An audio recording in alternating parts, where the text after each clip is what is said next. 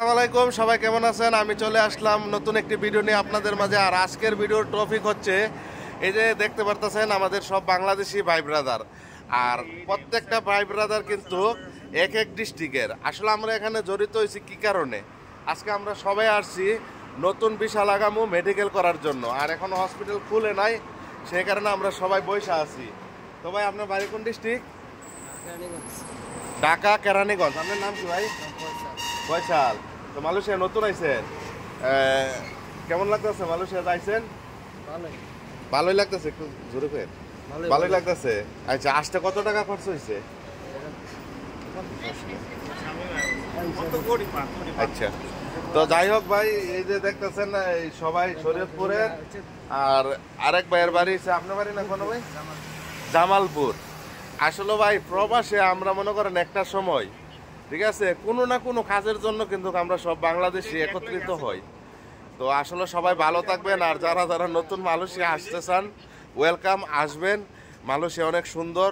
আর মালয়েশিয়াতে শুধু রিঙ্গিত আর রিঙ্গিত, সবাই টাকা ইনকাম করতে পারবেন। আর এই হচ্ছে মালয়েশিয়ার রাস্তাঘাট। এই যে দেখেন, আমরা এখন আছি বুকিপ বিন্দান, মালয়েশিয়া কুয়ালালামপুর বুকিপ বিন্দান আছি।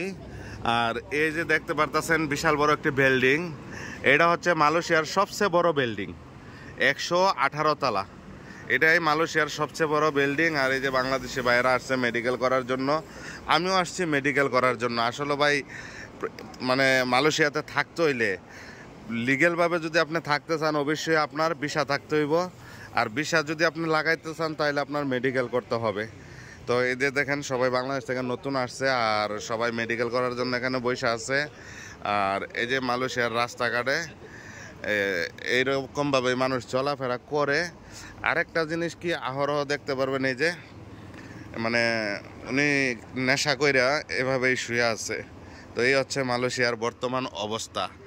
আর যারা যারা মালয়েশিয়া আসতে চান, চলে আসেন দূরত্ব।